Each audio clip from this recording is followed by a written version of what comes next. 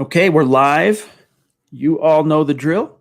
We got to let this stream breathe just for a few seconds. Make sure we are streaming solidly across all 5 channels. Welcome in, everybody, to the Huddle Up podcast, presented as always by Mile High Huddle, powered by Overtime Media.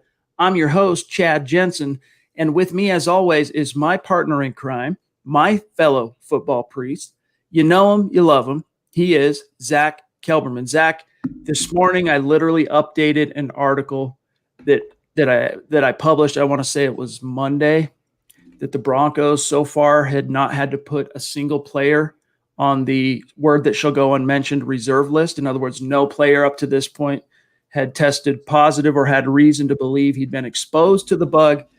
And I don't know if I jinxed it or what, but that damn broke officially today. The Broncos placed tight end / fullback Andrew Beck on the word that shall go unmentioned. We'll just say the CV reserve list.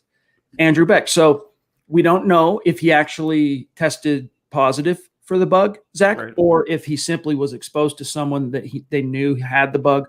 And so either way, he goes into quarantine for 2 weeks on the reserve list. How much, if at all, do you think this affects his roster prospects? Well, I mean, for a deep backup, any missed time, whether it be a virtual meeting or whether it be an on-field practice, any missed time is going to be a detriment to their prospects. I like Beck a lot. There's no lock he's going to even be on the roster, even in contention for a roster spot, but he does offer some versatility to the team in a fullback and tight end role. I don't like the fact that we don't know whether he had it or not, because it would determine, I think, how soon he could come back to the facility. He would have to pass 3 tests, I believe, from this point forward to be even considered entry into the Broncos facilities. So it just adds more of a mountain to climb for his roster standing. I think he still has a good shot, unless this just takes him out completely, Chad. If it affects him health-wise, if he has an adverse reaction to having this, if he does have it. So we'll see. Have to see how it happens. Thankfully, and this is what Elway could have been alluding to, that rumblings other players might opt out or other players might have it. He could have been talking about Andrew Beck, or he could have, it could have been just a coincidence. I mean, the good news is, and correct me if I'm wrong on this, if I've missed somebody, correct me if I'm wrong. Any pro athlete that has tested positive for CV, none of them have been adversely affected. No one's been rushed to the hospital. Right. And I don't say that to minimize the threat. People need to remember, these are professional athletes, world-class athletes in the peak tip-top health. I mean, these guys have the full bloom of youth. Even the guys that are on the wrong side of 30, they're in peak physical condition. They're not even close to being in the high-risk category for hospitalization and things like that. Now, it doesn't mean it can't happen.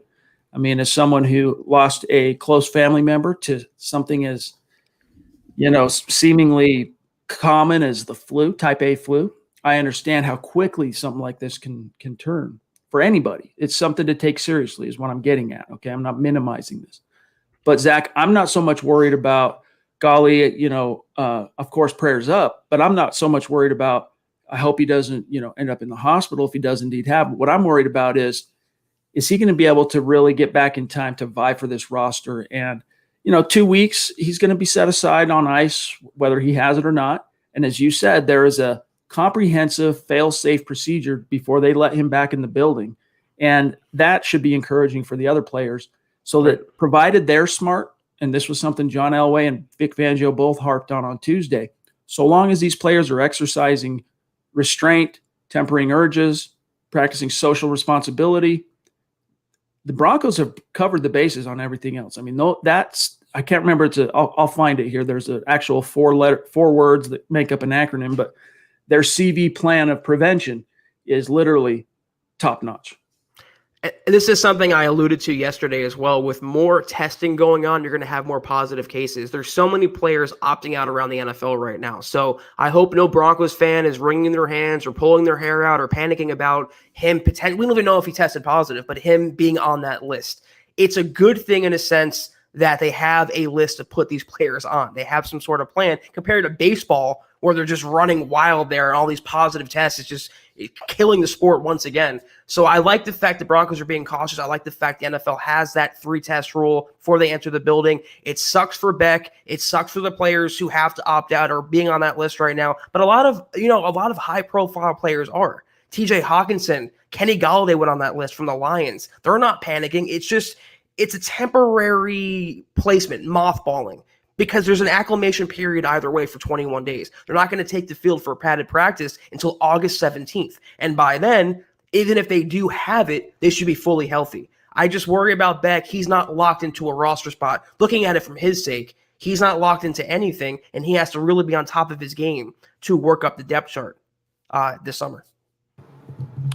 Speaking of the fact that, as you mentioned, you've got the 18-day conditioning period that the NFL agreed to before the padded practices, but that doesn't mean they're not doing anything on the grass. In fact, the team has produced some videos, some little clips. We talked about one of them last night when we had Steve Baumgartner on the show, which was great. Jerry Jeudy out there catching passes in Broncos regalia, no helmet, no pads, but still, it's good to see him in his number 10 jersey running around catching passes. Today, the Broncos released another video, this time of Drew Lock firing shots at Jerry Jeudy, Albert O, KJ Hamler, and it's exciting. They're actually out on the grass. They are at least practicing, within, it must fall somehow under the realm of conditioning, right? Maybe running routes, not necessarily going one-on-one with matchups, just going against air. But it's really refreshing and exciting to see, Zach, because we are inching closer to the players actually, going up against opponents. And I mean, week 1 is going to be here before we know it, which is why today, even though it is our favorite episode of the week, it is the Mile High Mailbag, we are your football priests. Each and every week, we're here to offer you the absolution and answers to your burning Broncos questions. We look forward to finding out what's on your mind. But Zach and I also want to touch on what I view. I'm going to get Zach's thoughts on this. The 10 key matchups to look forward to, not so much matchups, position battles, I should say, roster battles that are going to affect the ultimate destiny of the Broncos 2020 season. We're going to get to that here in just a second. But Zach, I don't know if you saw a chance or got a chance to see that clip, but it just feels right seeing Drew Lock thrown to Jerry Jeudy. I mean, it's late July. This is when it should be taking place, and I'm grateful that there's some sort of normality in terms of NFL training camps. It's still a little jarring, though. I saw a picture of Lloyd Cushenberry stretching on the field. It's a little jarring to see these players wear masks and the coaches wear masks over their face for a practice. It's like if we were in a year ago and we saw this a year, we would be just like, what is going on? What are they doing? Is it the plague? So it's a little weird still, but it's just the fact that there's football in the summer, there's going to be football in the fall. That's all I'm happy about. Guys, we want to get to your questions. Whatever topics are on your mind. Maybe you just got to get something off your chest. You got to exercise the demons. That's part of a football priest brief as well, and we'll help you do that. First, though, a couple of really quick matters of business. Gang, make sure you're following the podcast on Twitter @HuddleUpPod. That's how you keep your finger on the pulse of what's happening with this show in real time. And while you're at it, make sure you also follow the mother account, as it were, @MileHighHuddle for breaking Broncos news and analysis. You get those two accounts followed, you're not going to miss anything as it relates to the pod, and you're not going to miss anything as it relates to your team, the Denver Broncos. And if you're in a position, head on over to huddleuppod.com and get your swag on. Get yourself one of these football priest hats. There are shirts, there are hoodies, there are tank tops, mugs, face masks. There's a little something for everybody, including a brand new, 2 days that it's been on the store, Mile High Huddle hat, trucker hat you guys can get. So check that out. It's another way to help support what we're doing here at MHH and with the Huddle Up podcast. And if you're not in a position to do those things and patronize the merch store, it's all good. We're just happy to have you here in the stream with us, talking football, talking Broncos, participating in this conversation. But each and every one of you, whether you're with us live or listening after the fact as a pod episode on demand, these 3 things each and every one of you can do. Make sure you are subscribed, whatever the platform is. Make sure you like this video or like this episode. And if you really love what Zach and I are doing for you, share it out there. Help us continue to grow and help us reach new, like-minded Broncos fans just like you. All right, Zach, really quick here. I want to kind of get a conversation going. We'll see what's on everybody's mind. Get your questions in the chat stream. We'll get to them. We got to tip our cap to an extremely outgoing and generous Mark. Superstar. You guys know him. He's been on the show. Bright personality that makes us all laugh and smile. Mark Langley showing some extreme generosity. Not only this one where he says, "What's up, Chad?" on Super Chat, but this one where he also look at that gives a little love directly to Zach as well. And all inclusive love. It's just unbelievable. Yeah. And Mark, we appreciate it. It all adds up and it all helps and allows us to continue to bring this content for you and our community. Just know that we appreciate it, dude. There's nothing more we can say beyond it. Just means the world to us.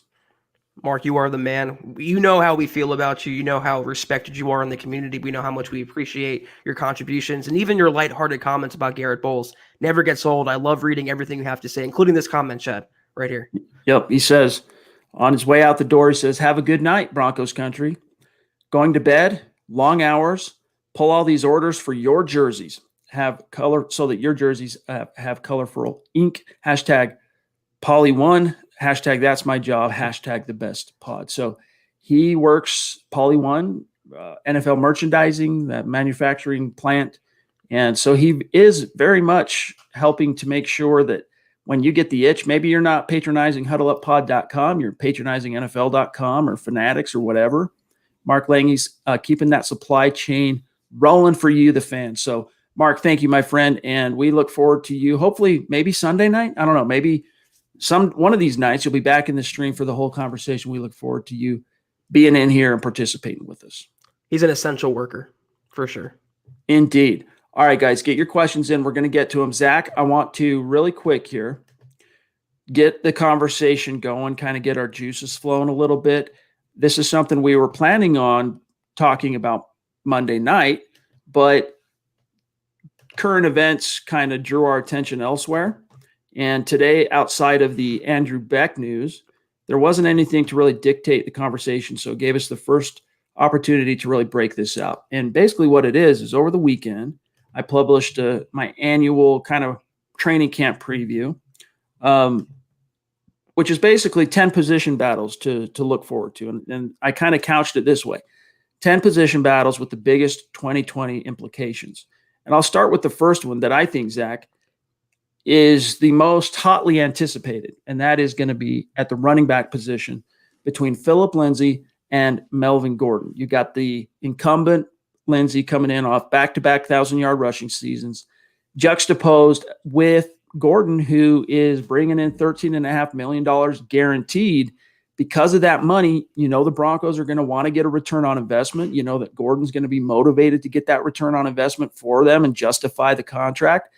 But he's going to have to get through Phillip Lindsay. I still see this basically coming down to a dang near 50-50 split when it's all said and done. And here we are sitting in the regular season. But one of them has to get the nominal starting nod, right? One of them is going to be on the screen when it's on Monday Night Football as in the starting lineup. Who's it going to be?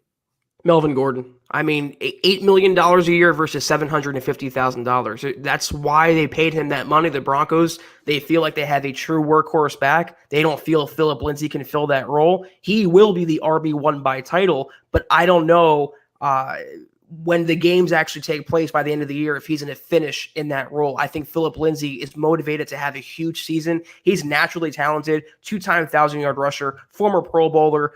He has, I think, as much talent as Melvin Gordon as a rusher.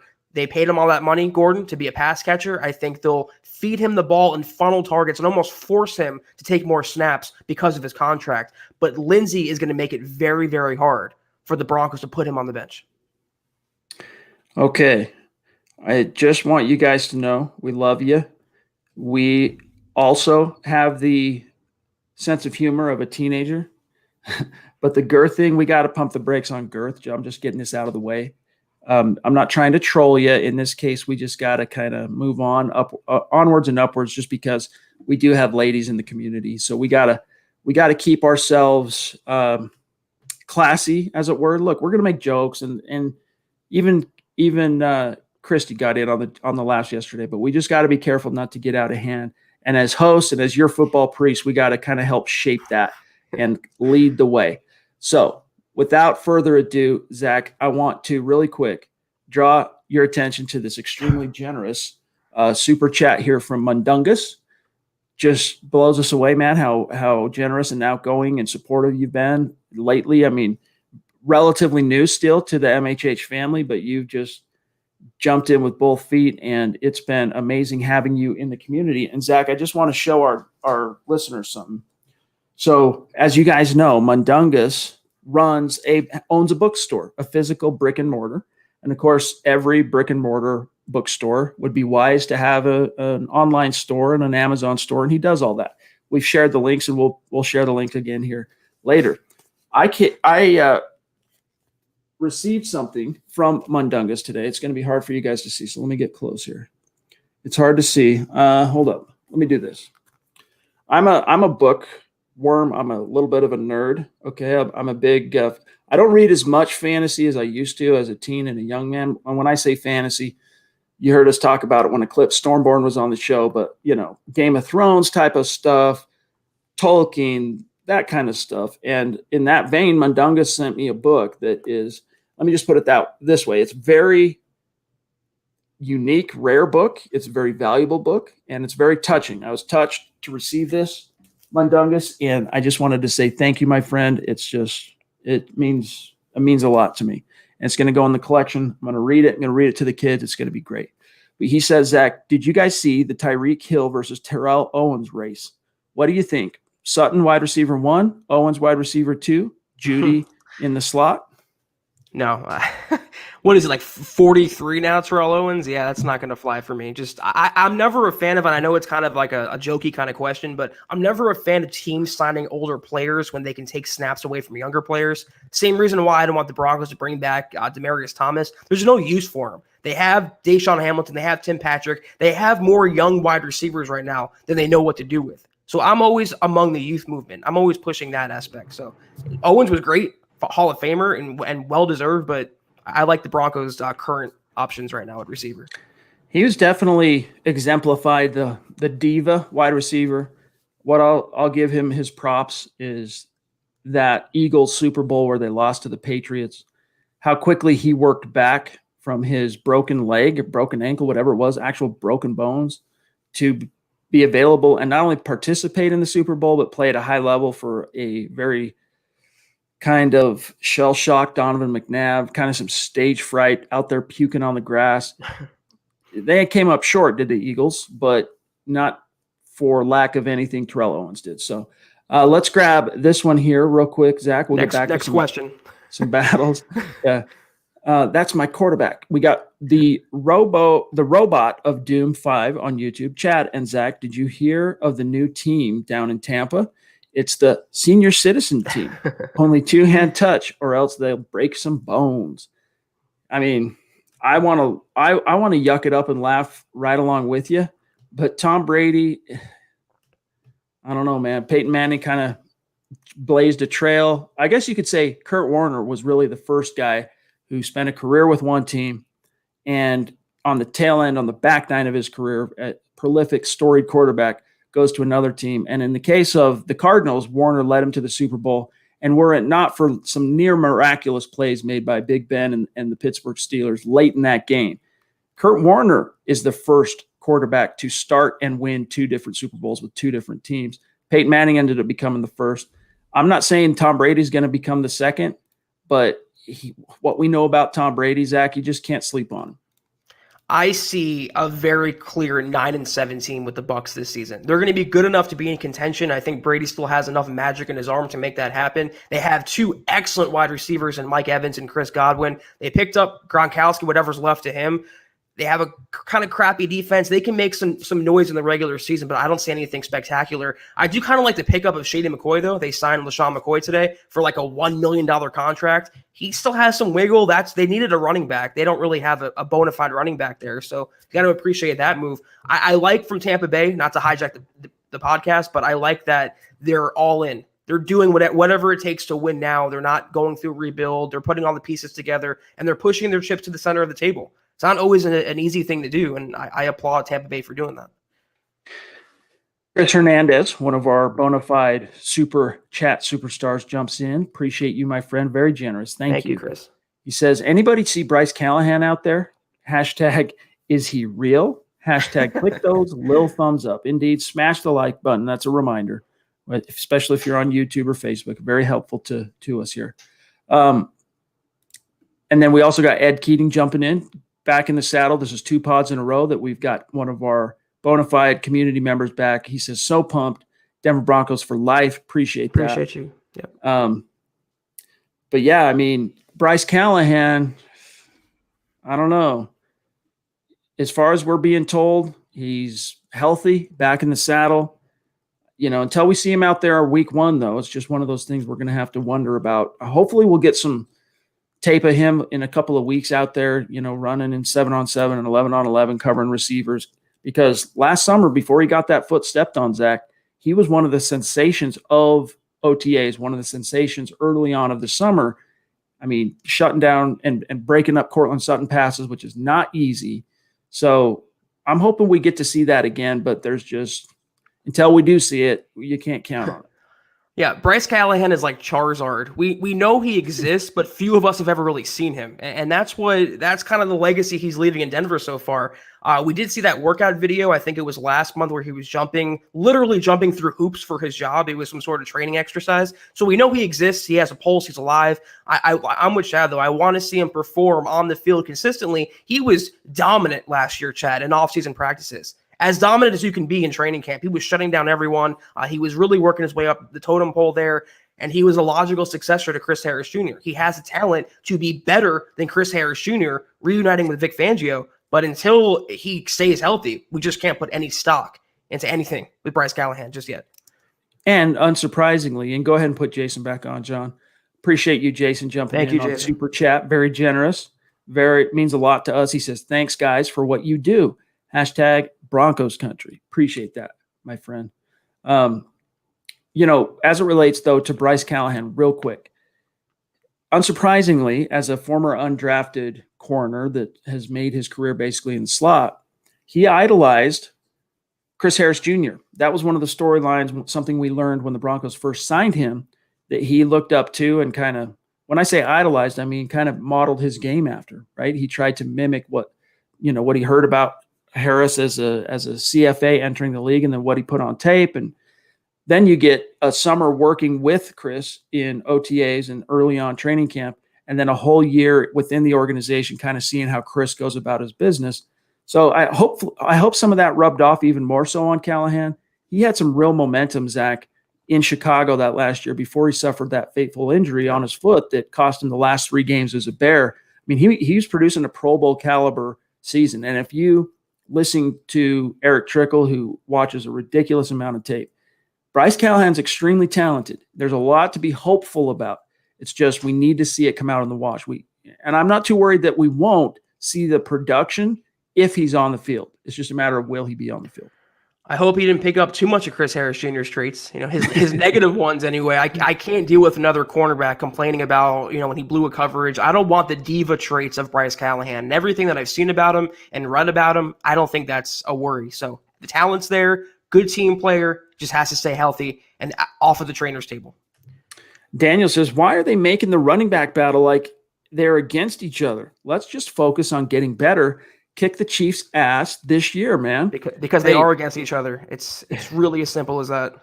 Look, they're going to guys like Phillip, guys like Melvin, they're going to put on a altruistic face when they are in the public eye, and they're going to talk about, hey, we're going to make each other better. And there's some truth to that.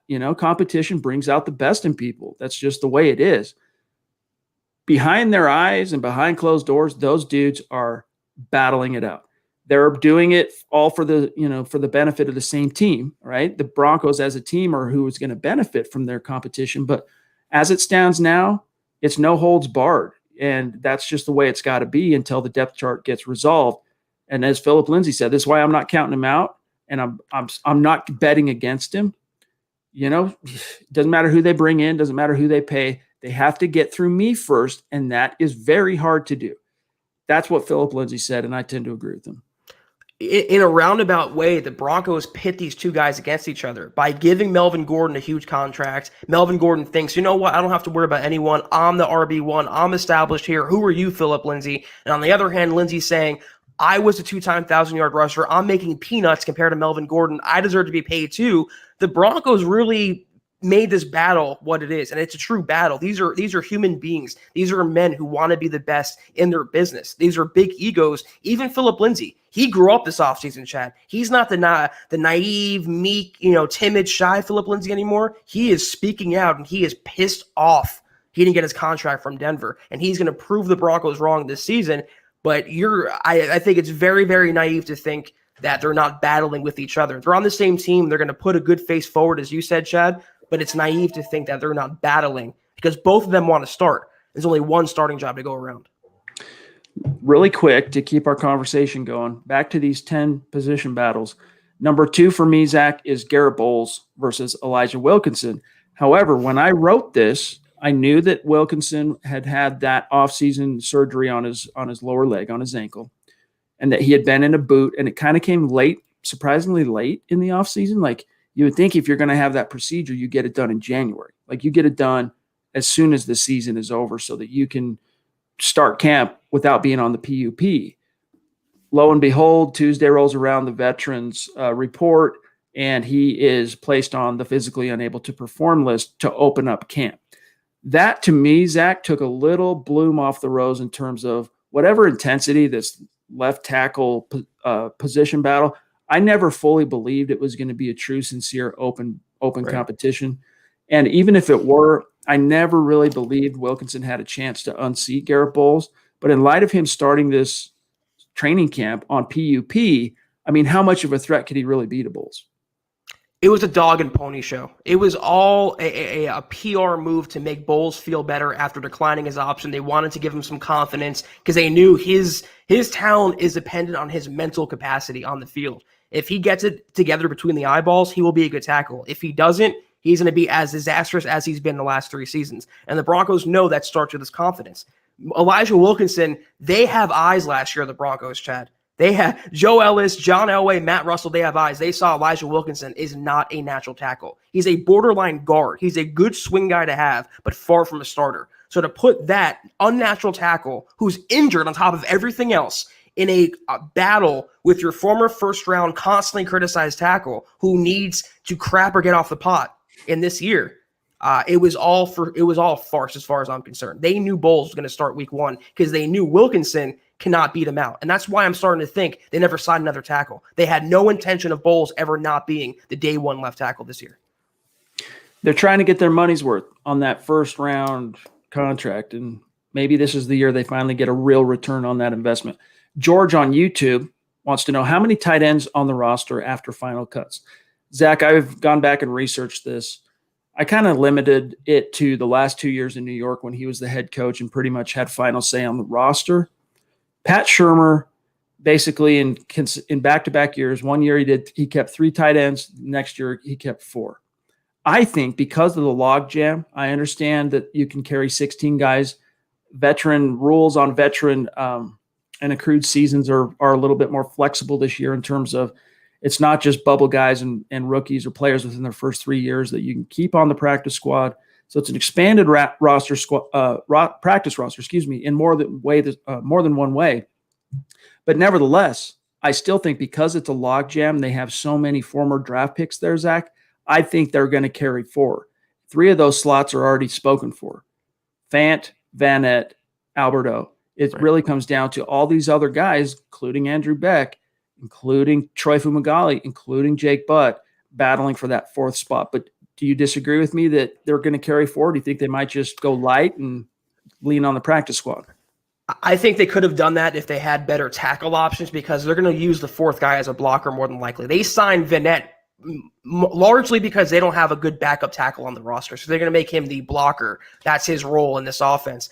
I would say in a normal year it would be 3, but Noah Fant's not exactly established yet. If he was an all-star, if he was George Kittle, they don't have to carry 4 guys. But I think they will this year. Andrew Beck was always my 4th. I think Fumagalli gets cut, Jake Butt gets cut, and Fort gets cut again. I think Beck is the 4th guy if he can get cleared from CV if he has or get off the list and get back into the building.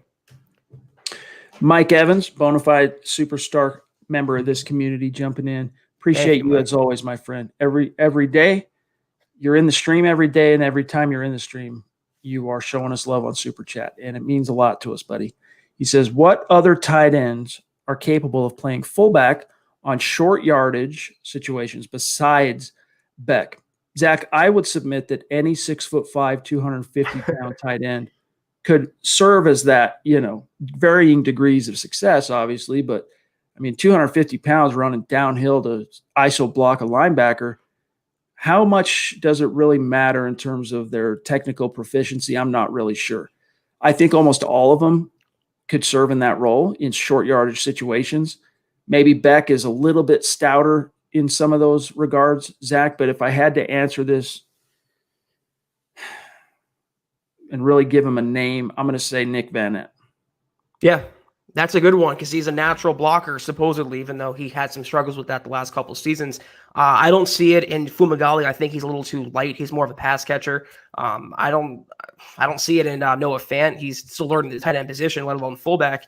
I would say Jake Butt if he was fully healthy, but we know he's not. He's a little bit of a bigger guy. You want your fullback to be a little beefy. You don't want him to be 200 pounds or 185 pounds. So I think you're right with that. If they needed a second fullback who can function in that role, it would be Van the blocker. It seems like the chat stream is a little bit delayed, John. I don't know if you're seeing that too, because the farthest down I can go, the most recent comment was at 6:44. It's really weird. I'm trying to, he says very delayed tonight. So guys, it's when you comment in the chat stream, it's taking a little time to get in front of us. So I don't know, it's something about the platform tonight. So we'll just have to roll with those punches. We got Eclipse Stormborn jumping in, bona fide superstar, showing some love as always to MHH. He says, happy Thursday, Priest and Broncos country. Elway said Callahan's lost weight from the flu. Hope he gets his legs underneath him before it's time. Hashtag MHHUN. I missed that. Did Elway say Callahan lost weight from the flu? If that's true, I missed it somewhere. They said ain't his foot. That's all I'm thinking about him. He can get over the flu. He can't seem to shake that foot injury. I didn't see that either, though, Chad. I missed that comment from Elway. And I've seen a couple other people mention that. So I don't recall him saying that Elway in his presser on Tuesday. Maybe I missed it, though. And if that's the case, gang, we want to know where he said it so we can go verify and see it for ourselves. But Eclipse, my man, appreciate you. You know this. Yeah.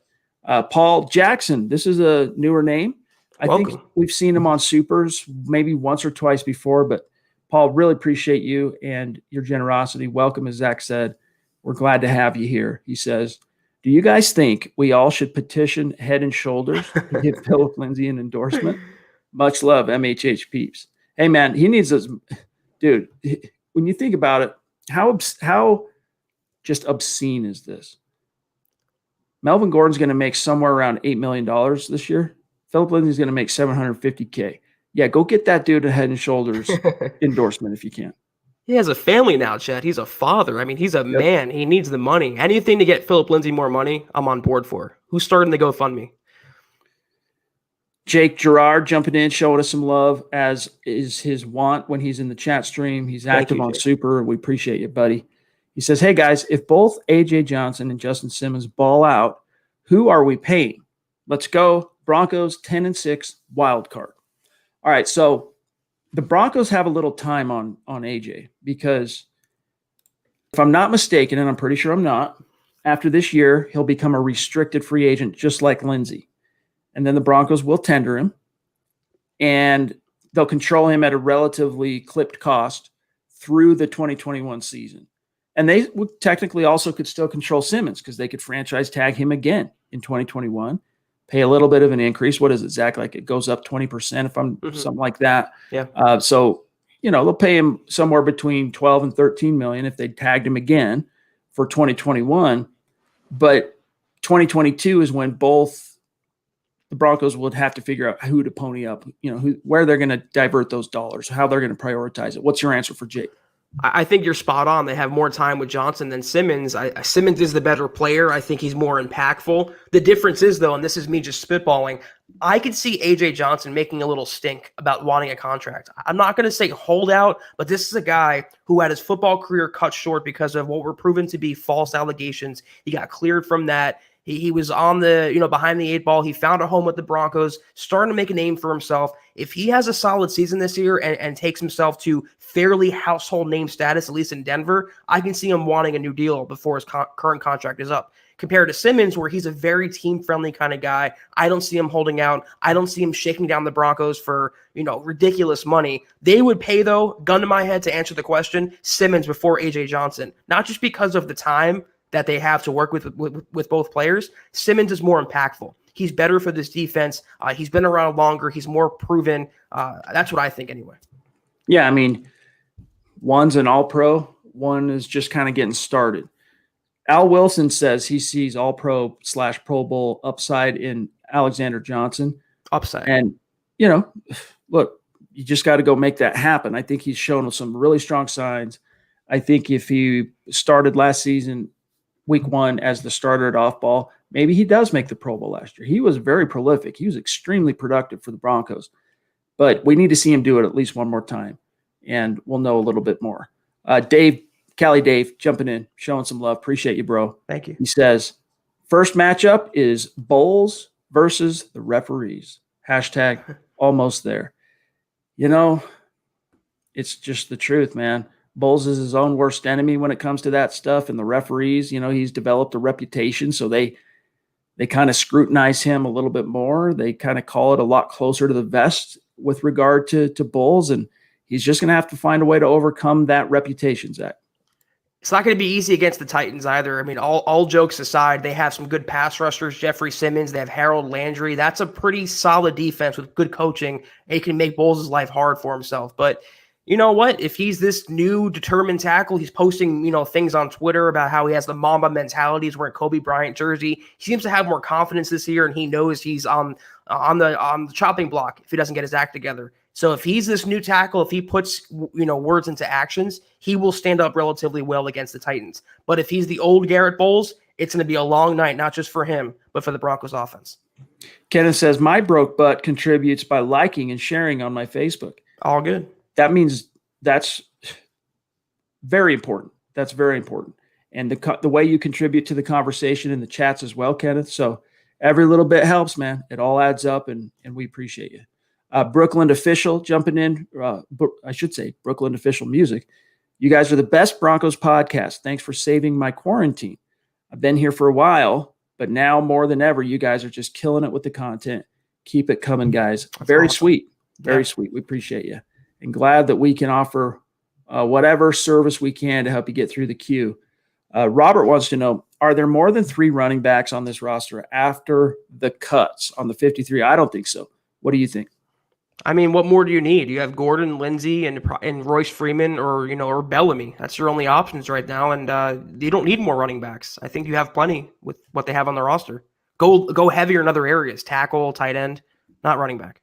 Especially because of the expanded practice squad, you can afford. I mean, let's say Levante Bellamy comes in and outplays Royce Freeman. A college free agent comes in, plays better than Royce. In a traditional year, you might still err on the side of carrying 4 because you don't want to give up on your 3rd-round pick. Whatever. This year, though, because it's an expanded practice squad roster, and because as well you can put veterans on a few of those spots, maybe if a situation like that were to unfold this summer, you could talk yourselves into, as an organization, risking him to the wire and only carrying 3. Now, I don't think that's how it's going to shake out. I do think Royce Freeman is going to be on this roster when it's all said and done, but I do think it's going to be 3, Zach. Yeah, I'm with you as well. I think Freeman will be that last running back. All right. While we let the stream kind of catch up for a second, let me rapid fire through a couple of these. The next one here on the matchups, not so much matchups, roster battles here. Patrick Morris versus Lloyd Cushenberry at center. I think this is, when it's all said and done, it's going to be Cushenberry. But this is something that Nick Kendall likes to harp on, and I think it's worth keeping in the front of our minds here, is that when a rookie comes in, especially a premium round rookie, it's easy to get out over your skis and think, oh my gosh, this guy's going to come in, plug him in, he's a starter. But there's really no way to completely forecast with a crystal ball perfectly how a rookie's going to take to the NFL. It really is a massive learning curve. Even though these guys have been playing football their whole lives, and a guy like Cushenberry playing in the SEC against really NFL competition for the last few years, it still is quite the leap for these guys. And you just don't know. Every player is different in terms of how they acclimate, their learning curve, and the whole 9 yards. So even though I do think when the dust settles, Lloyd Cushenberry will open up week 1 as the starting center, you just can't completely dismiss Patrick Morris, because if Cushenberry does have any form of rookie struggles that causes the coaches to kind of have some misgivings early on, Patrick Morris is a Mike Munchak acolyte who they trust and was penciled in to be the starter before the draft. I don't know. I mean, I'm happy that Munchak has a project in Patrick Morris, but you have to hope that Cushenberry wins that job. Barring an injury or barring him falling on his face in training camp before the season starts, I think it will be Cushenberry. He has the pedigree. He came from a very, very advanced system at LSU. And it's easier, Chad, to plug and play interior linemen in the NFL than it is tackles. There's a shorter learning curve, I believe, and he has 2 really good guards stationed on either side of him in Dalton Reisner and Graham Glasgow. To me, it has to be Cushenberry. I'm not too worried about it, though I do like as well, if something happens, if an injury strikes, if Cushenberry's development goes slowly, they have a guy who at least Mike Munchak trusts. And I value Munchak's opinion, obviously, in these situations. Well said. We got Terry jumping in north of the 49th parallel, proving, as always, Broncos country is not a geographic location. It's a state of being, baby. He says, Chad, every time you say number 12's name, you can potentially take a year off your life and add 1 to his career. Some dirty magic going on. Hashtag football priest, hashtag state of being. It's like some kind of twisted Voldemort, magical incantation. Where's Mundungus? Yeah, we got to find the wizard. He would know. He would know if there's some veracity to this. Appreciate you, Terry. And we look forward to seeing you next week and talking with you and meeting you. It's going to be really, really fun. We are looking forward to that. John, Terry was the next closest one for me. I don't know how it jumped or how it looks on your end, but it did take a jump for me. So let me run back here really quick. Next one is Deshaun Hamilton versus KJ Hamler. This was something we talked about, I believe, on last night's show while we had, it might have been after we had Steve on, but I think that, because of the offseason being kiboshed, no preseason snaps, it's another kind of putting the cart before the horse to just assume Hamler, by virtue of his draft pedigree, is going to come in and beat out Hamilton in time for week 1. But I do think it's pretty safe bet, just knowing what we do about Hamler's talent, that by midseason and beyond, he's probably going to be the guy that's on the field most in those 3 wide sets, which is going to be their base offense. But I'm just not quite ready to say, hand it to him. Deshaun Hamilton's going to be left in the dust, because you can't completely underestimate, Zach, the emotional, psychological process. At Penn State, Deshaun Hamilton was KJ's big bro, basically.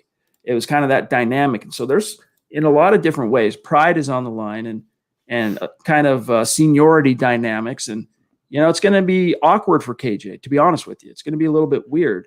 And depending on how Deshaun Hamilton responds to this, I'm just not ready to crown KJ the starting slot receiver right out of the gates, but it's a battle to monitor. This is the second most important battle on offense behind Phillip Lindsay versus Melvin Gordon, and I say that because it affects Drew Lock. And he has to get down his chemistry with his top 3 wide receivers, and the battle right now is between Deshaun Hamilton and KJ Hamler for that role.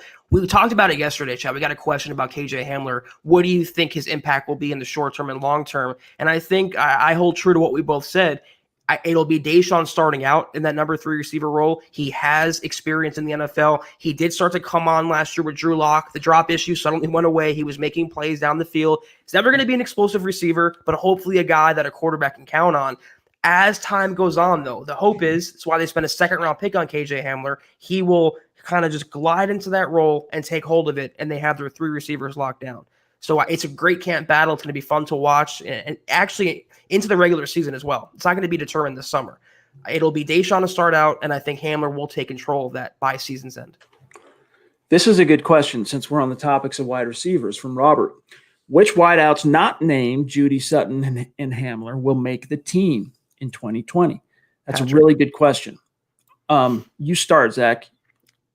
They're going to carry at least 5, and I think it'll be Patrick and Deshaun Hamilton. I think that's probably a no-brainer unless something changes.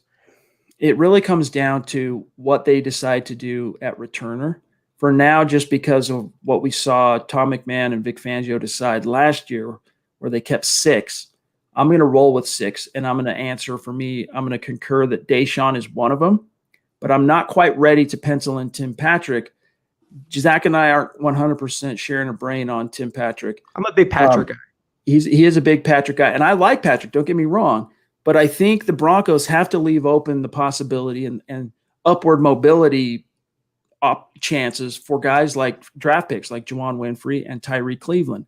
One of those 2 guys will be given a shot to unseat him, and then depending on what they do with that, returner position and the number 6 guy, it could end up also being Deontay Spencer making this roster if they don't want to put KJ Hamler back there. Or if they did end up having Tyree Cleveland clearly and evidently beat out Tim Patrick, he can be your returner. He's got that ability. He's got some of the experience at Florida. So it's a pretty fluid situation, but I'm comfortable saying Hamilton. I'm comfortable saying Spencer for now until we know, kind of get a better idea what they're looking at returner-wise. I'm just not sure yet when it comes to 6, who that true number 5 is going to be. It's either going to be Patrick, Winfrey, or Cleveland. Yeah, we might disagree on Tim Patrick, but I agree that if they keep 6, it will be either Deontay Spencer or Tyree Cleveland. And I would put my money on Deontay Spencer. He seems to be a favorite of the coaching staff, Tom McMahon. He was pretty good in that role last year, and they kind of criticized Hamler's return ability. They said that he has to learn how to catch a punt at the NFL level. That says to me they're not totally comfortable throwing him out there in 2 roles to start off day 1. So I think if they do keep 6, it will be Deontay Spencer. And you know what? Maybe he'll have some offensive contributions. Maybe they can even just be a decoy with his speed this season. Glenn wants to know, are we doing an MHH fantasy football league? Zach, Yes. We did one last year. We're going to do one this year. If Zach's willing to spearhead it, then yes. And if Zach's too busy, we might need someone in the community to spearhead it. But yeah, that's the plan. We'll get something scheduled in August as far as a draft, and we'll get you guys some deets, and anyone who wants to throw in on it, we'll let you know. I'm going to try really hard to get it going. It was super fun last year. I think it's a great tool for the community, and I love playing fantasy. The more leagues, the better. KP, Kevin Peterson, jumping in on Super Chat. Appreciate you, my friend. Thank you. He says, all I know is that if number 12 wins the Super Bowl in Tampa this year, he will have 3 or 4 asterisks next to his rings. Yeah. I mean, I don't think it's going to happen. I don't think that team's good enough. And I'm not convinced Bruce Arians and his staff are as, ready for that level. I mean, he took the Cardinals far in 2015, did Arians. And he's got a lot of NFL experience, but let's face it, he's no Bill Belichick. So Tom Brady would really have to carry the day. And you know what? Unlike the NBA, unlike hockey or MLB, I don't think there's an asterisk next to the champion for this year's Super Bowl, Chad. I think it's a fair season as long as it plays on schedule, fans or no fans, no matter who wins. There's no addendum to that title. I think it's fair and square. Not that Brady's going to win. I don't think it's going to happen. Zeus, condescending from on high, way up. MHH, Mount Rushmore, showing that love on Super Chat as he does each and every single episode. Thank you, Stu. And Stu, I did get your package. I haven't opened it yet, so I'll debut that and show the listeners that on Sunday night show. So appreciate you, my friend, as always. Just means everything to us. I'm waiting for mine as well. So if I get mine in the next couple of days, it'll be a reveal on Sunday, Chad. There you go. Man, this chat stream really is like the last one. Where are we at? It's 7:10. The last comment it shows me is 7:03 from Max. And Max said, enjoy your season. We're coming back to the field with a vengeance. Denver Broncos for life on Facebook. We gotta, even Kathy's saying the chat stream tonight's kind of wonky. I don't know what it is. I don't know if it's StreamYard or what. Here's Terry jumping back in, showing some generosity on Super Chat. Appreciate you, brother. A penny for a yard Number 14. Deal? Hashtag Broncos World. Penny for a yard. Sutton? Yeah. I'm not sure what that means, dude. I'll be honest with you. For every yard, he's Zach's help to interpret these things, but that's got to be what it is. A penny for every yard that Sutton's going to make this year. It's a lot of pennies. I see on supers. Okay. So he's saying 1,400. Is my math off? I don't math very I don't well. either. I believe. Anyway, Terry, you are the man, dude. We love you. We appreciate you. Sorry if it takes. Sometimes, I'm a little bit slow on the uptake, but that was Zach usually translates well for me. It was like an SAT question. Yeah, that wasn't like. All right, let me see here really quick. I'm going to bounce back over to this article and talk about real quick, Zach, the number 3 safety. Again, we got a question about Douglas Coleman yesterday, and this kind of speaks to that. Will Parks is gone. Trey Marshall is the most experienced guy, and you can probably pencil him in as the third guy. But don't sleep on Douglas Coleman. I think Douglas Coleman and also PJ Locke is a guy that they signed, kind of a futures guy that has some experience in the league. They're going to be vying for supremacy here behind the top 2 dudes. And I do think, though, it's going to really come down to Trey Marshall and Douglas Coleman, not to sell PJ Locke completely short. And that's Locke with an E on the end, by the way, L-O-C-K-E. No relation. How do you see this particular battle shaping up? I think it's versus, seniority versus talent. That's how I see it shaking down. And Trey Marshall, he has experience in the NFL and Fangio's system, but Coleman's a better talent at safety than Trey Marshall is. It's going to be a true battle. It's not tilted. It's not a dog and pony show. It's a true battle and competition. Part of me thinks that Marshall will hold on to the job in a really weird offseason with no preseason and no training camp to speak of. But, Coleman, if he gets on the staff's good side, we all know how fickle Vic Fangio is. If he likes you, he like Will Parks, he's going to give you a lot of playing time. So it can go either way. I think Coleman, though, I think he has the edge because talent, Chad, always wins out. True. Darian wants to know, are the media allowed during training camps this year? Yes and no. There is going to be some media, but it's going to be extremely curtailed. There's 2 different lists, and some of them will have to rotate, but I want to say, I don't have it right in front of me, but I think it's 6 to 10 media can be there at a time. They're separated. They're never going to be in the same room as players. It's going to favor print, radio, and local TV. That's basically what it comes down to. So you're going to have your Clisses there. You're going to have your Ranks there.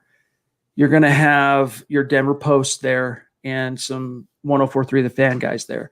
Outside of that, they're going to be battening down the hatches. So we will get some coverage. We were planning on being there. We were planning on having Luke Patterson representing MHH, but that's probably not going to happen this time around. We're going to have to kick that can down the road a little bit, but it's going to be up to the teams, to be honest with you, to be a lot more forthcoming with, I think it was the Browns I saw, Zach, is planning on, maybe it's a different team, but I think it's the Browns, is planning on basically streaming all the on-field activities live for fans.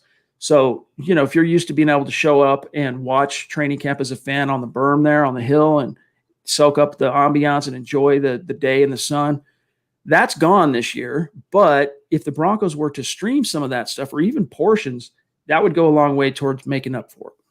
Yeah, it's going to be not as coverage intensive as it would be most years, but we're still going to get the updates. I believe teams can't even, or reporters can't even tweet about individual plays or formations. It's super locked down this year for obvious reasons. We'll still get the gist of what happens in each practice leading up to the regular season. And Chad, with the Periscope being so popular and the live streaming being so popular, it's almost better for a fan than it is being there for a media member. You're privy to more and more information than ever before. This is true. That's why there's an aspect of it, though, that I don't know. You can say this every year that you're not really going to know what you've got till you see them out on the field of battle in the regular season. But it's even more true this year. We're going to get glimpses. We're going to get hints. We're going to get some buzz and some evidences that are going to, if we're detectives and we're hard in pursuit of the crime, it's going to point us in the right direction. But we're not going to get full resolution until we see him on the grass this year. So let me see here really quick. I got to grab KP, jumping back in. Appreciate you, bro. Thank you, Kevin. We give 72 Garrett Bowles grief. Don't you think Pat Shurmur wanted Melvin Gordon to help in pass protection to help 72? Teams cover up weaknesses a lot.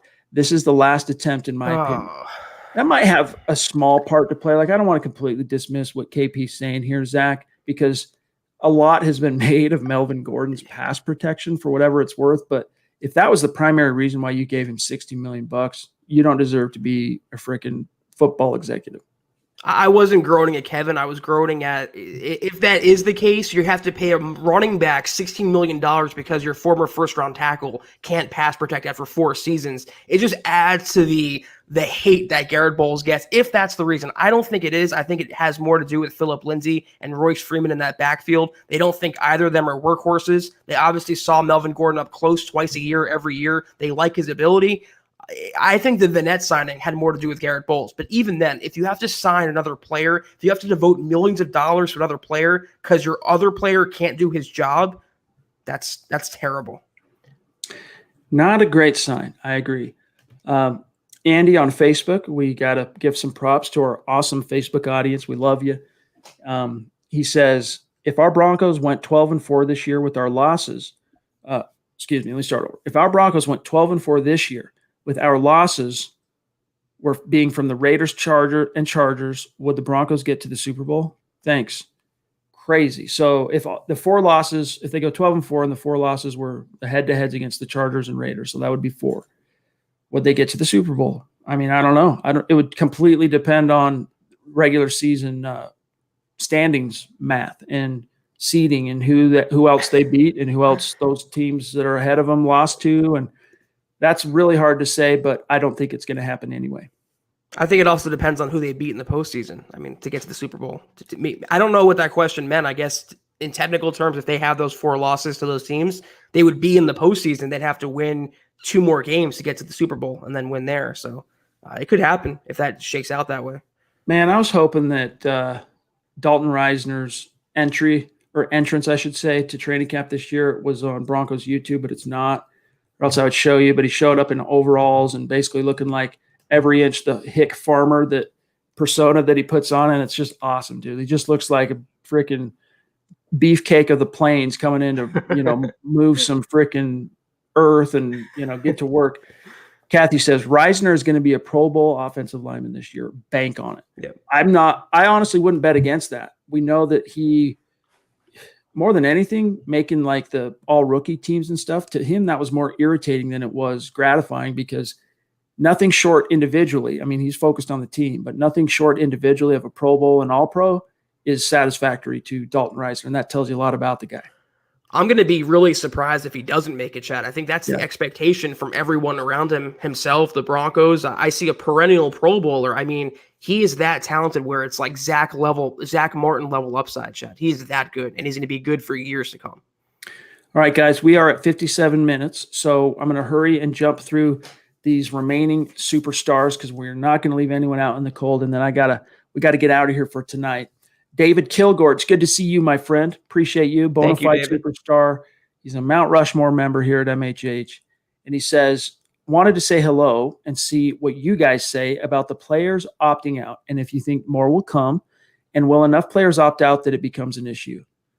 I think there's a chance 1 or 2 more might. They have till August 4th to decide, for what it's worth. So 4 or 5 more days. I don't think it's going to be enough to be an issue. It's not. For the NFL, I mean, Patriots have been hit pretty hard over it, to be honest with you.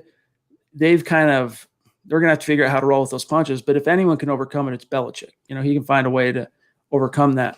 I really don't think it's going to be an issue. Elway said he heard rumblings that another couple other guys were thinking about maybe opting out. Nothing so far. And, you think about Von Miller. Why would he opt out? He's already had it. He already defeated CV. Same goes for Kareem Jackson. So those two, you're pretty safe to say, are probably not going to be at risk to do that. But once August 4th passes, it's a non-issue anymore. I mean, because from that point forward, players can still refuse to come in, but then they forego their salaries, and then they're subject to league discipline, because what they negotiated with the NFLPA before training camp started was from the report date You get 7 days to decide if you want to opt out, and that 7th day is August 4th.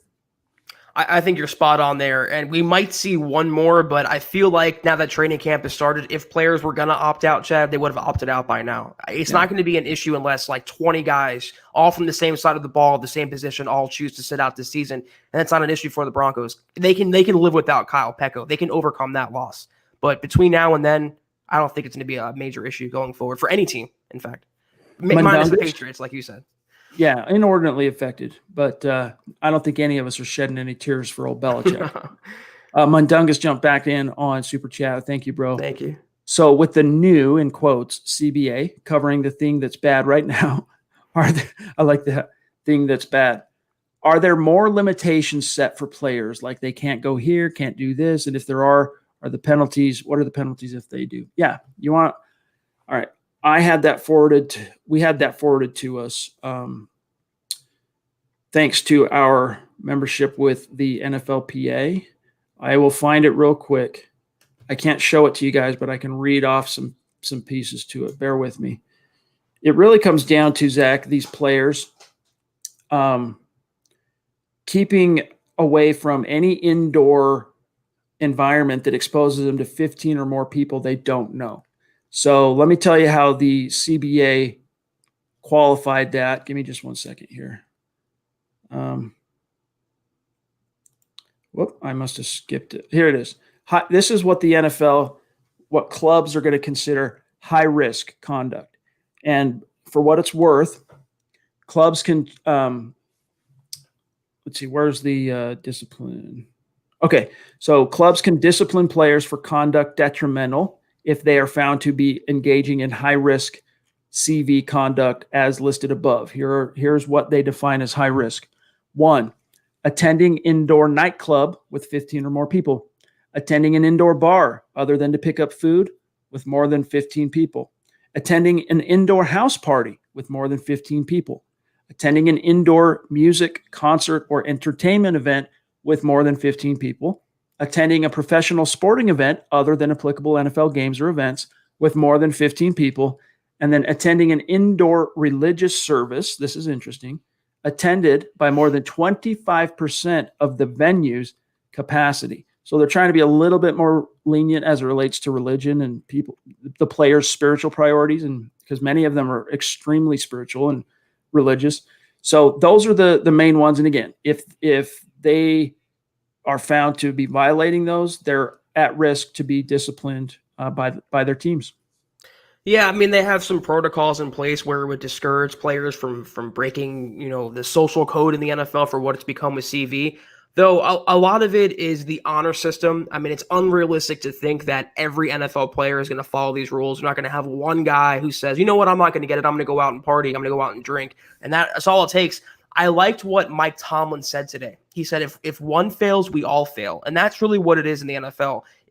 All it takes is one person to ignite a wave of breakouts or a wave of cases, and that happens, I don't want to see the NFL stop or postpone their season like the MLB and the NBA. I want to have a full, complete season, as it's going to take the participation of every single person involved. Not just players, but coaches, executives, training staff. Even the guy in Minnesota, Chad, the strength and conditioning guy, he got it.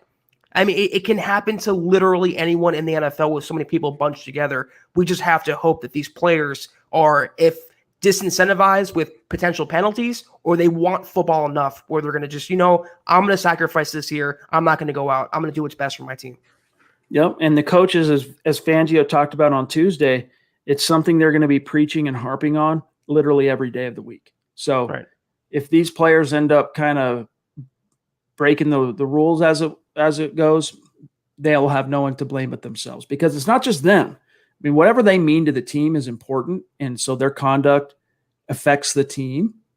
But also, if they risk bringing something in and infecting others on the team by virtue of at-risk or high-risk, I should say, behavior, you're going to see some heavy discipline come down on such players. And it will happen across the league. I don't think you have much to worry about with the Broncos. I think there's some good leadership there. Yes. And, keep our fingers crossed. Mundungus jumped back in, though, to say, and we got to hurry here, Zach. In response to your question about Terry's super chat, technically there isn't anything specific, but that would basically make Chad TB's Horcrux. Horcrux? There you go. Talking about the magic, the dirty magic, and the incantations that TB12, that you got to worry about. Yeah. Oh, appreciate you, Mundungus. Ron. Sorry, John. Do it again. Ron Dub in the hizzy. It's going to be a great question. Big time superstar. Good to see you, my friend. Thank you. He says, hey, guys, bigger impact if both are on the field. Who makes the bigger impact? Ojemudia or the college free agent, Asang Bassi?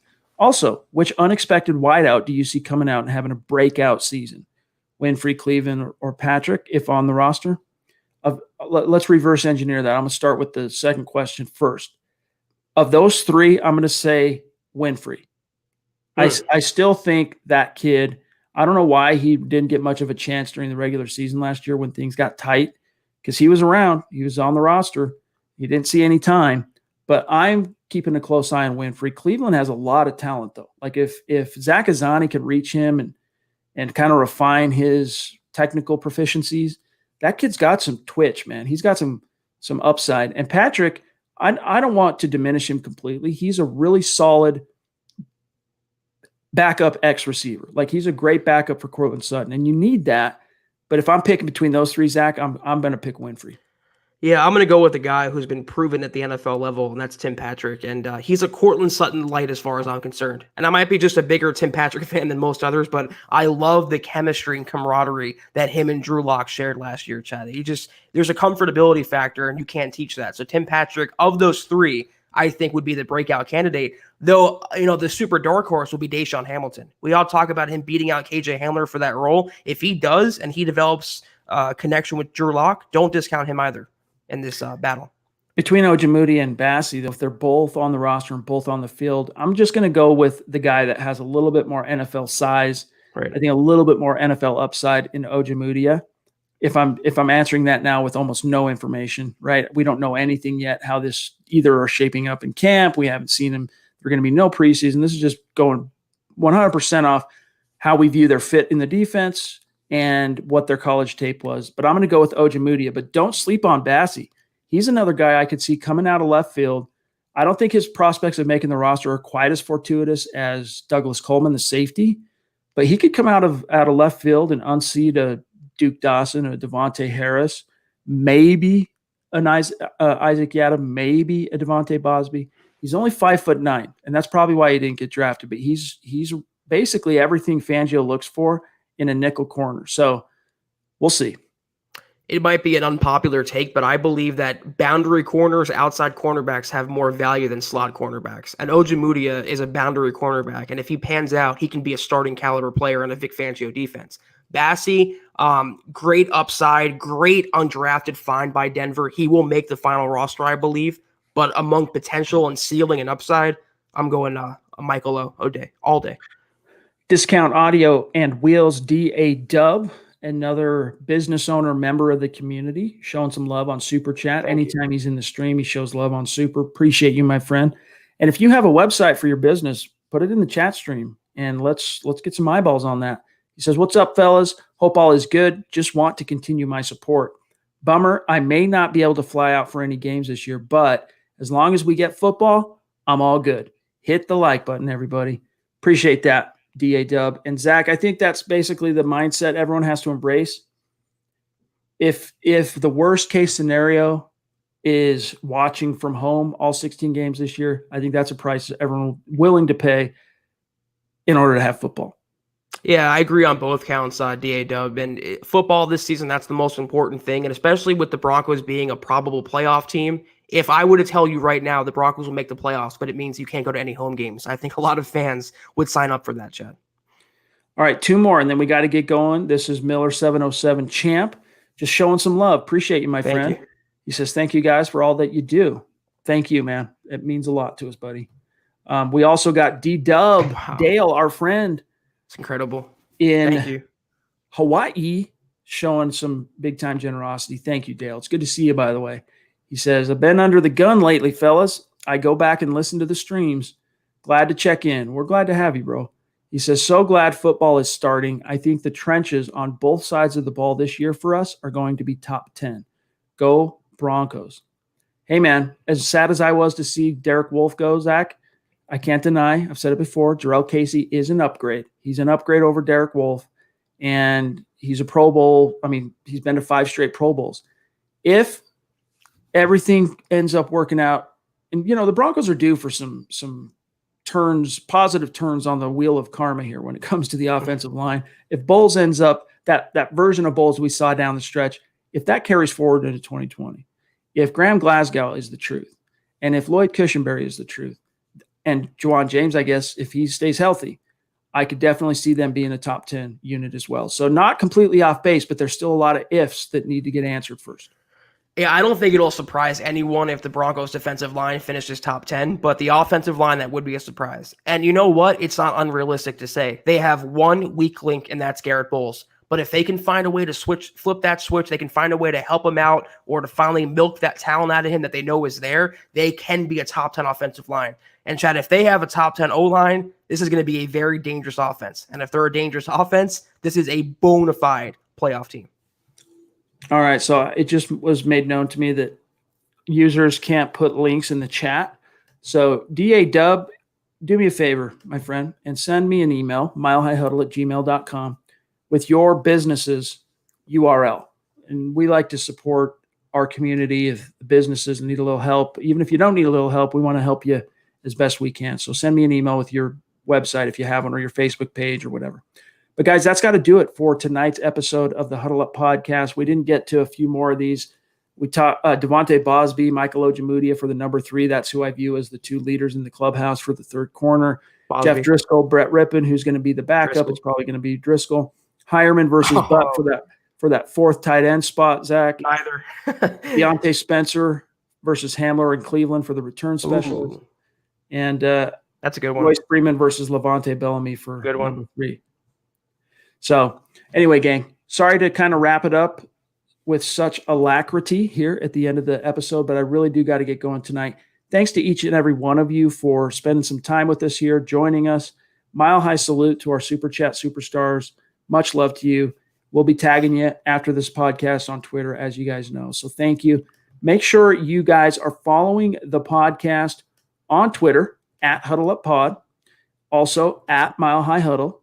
And whatever you do, make sure you're following my partner, Zack Kelberman, on Twitter at Kelberman NFL, and myself at Chad and Jensen. And while you're at it, follow John, Buana Beast, at John K. MHH. Zach and I, the Huddle Up Pod, we're done for the week. And I think I'm guesting tomorrow night, though, since Lance just had his new son, was born yesterday. Let's see. Yeah, today's Thursday. Was born Wednesday morning. So congratulations to Lance Sanderson, one of the co-hosts of Dove Valley Deep Divers, of course, whose son, baby son Caven, was brought into the world yesterday, healthy, happy. Mama Bear's doing just fine. So congrats to Lance. I'm going to be filling in and on tomorrow night with Eric Trickle. So tune in for that. Saturday night, I'll probably also be on that podcast because we got guys doing summer vacations and stuff. So stay tuned for that as well. But Zach and I will be back full effect of the Huddle Up podcast Sunday night. We look forward to talking to you guys then. Zach, have a great weekend, bro. You as well. And Stu, I appreciate you. I see the package supposed to be here tomorrow. We will do, Chad, a big reveal on Sunday's podcast. That's going to be the theme of it. Thank you again, Stu. All right, guys. We'll talk to you Sunday. Have a great weekend. Stay safe. Be smart. For Zack Kelberman, I'm Chad Jensen. We'll talk to you then.